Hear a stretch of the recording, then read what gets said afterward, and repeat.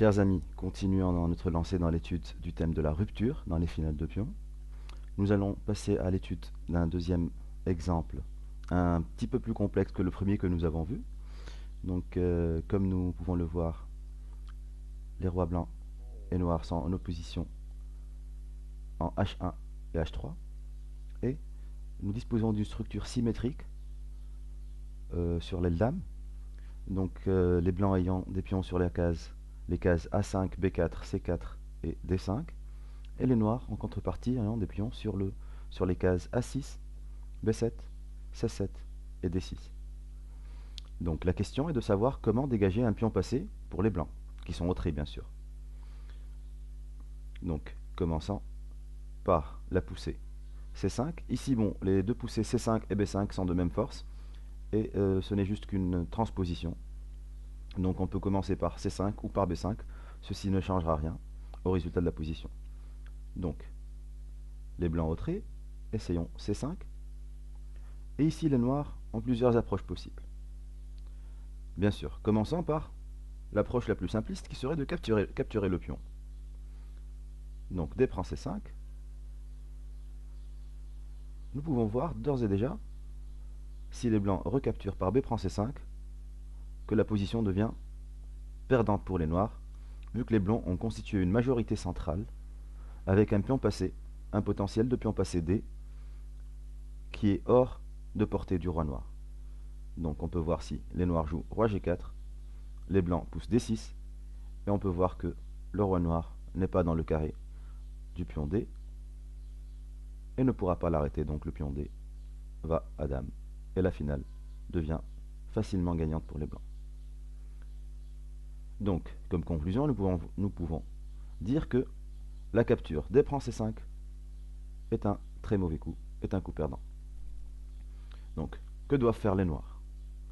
Les noirs ici peuvent essayer d'attendre et de revenir avec leur roi, ce qui serait de jouer le coup roi G4.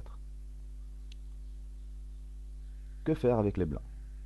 Bien sûr, ici, si on capture C prend D6, les noirs recaptureraient par C prend D6, et la position deviendrait quasiment perdante pour les blancs, puisque le roi noir est beaucoup plus proche que le roi blanc, et irait sur la case F5, puis D5, pour capturer tous nos pions, et la finale serait perdante.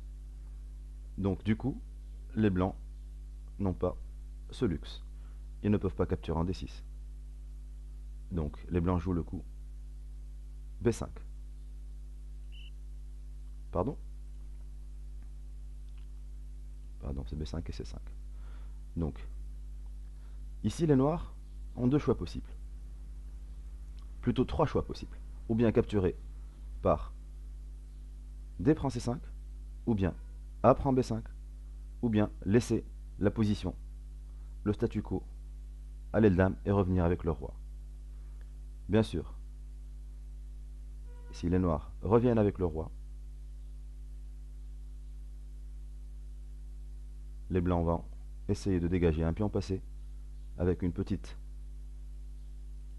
manœuvre très subtile qui serait de jouer C6, menaçant bien sûr de capturer le pion B7 et d'aller à dame. Donc bien sûr le retour du roi ne servirait à rien. Les noirs sont obligés de capturer le pion C. Et ici les blancs capturent le pion A. Et on peut voir que le pion A est inarrêtable, vu que le roi noir n'est pas dans le carré de ce pion. Donc roi E5, on fait A7, roi prend D5 et A8 dame, et la position est gagnante pour les blancs. Donc la première approche ne serait pas intéressante pour les noirs. Donc revenir avec le roi ne servirait en rien. Donc il nous reste les deux captures qui sont D prend C5 et A prend B5. Commençons par D prend C5. Bien sûr, les blancs vont essayer de dégager un pion passé, et la seule manière serait de pousser le pion B6. On menace directement B prend C7, ce qui oblige les noirs à capturer ce pion. Bien sûr, le coup C6 est une très mauvaise option, puisque les blancs ont le choix entre capturer en C6 et promouvoir le pion B, qui serait passé après la prise B prend C6, ou bien pousser simplement le pion D, et on peut voir que le roi noir n'est pas dans le carré de ce pion, qui ira à dame, gagnant ainsi la partie.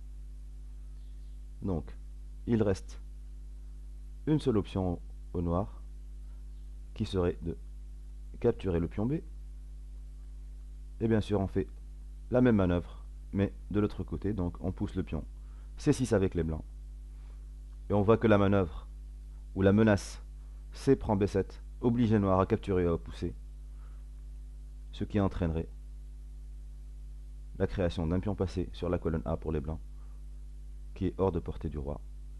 Donc A7, et les blancs font A8 dame, gagnant ainsi la finale.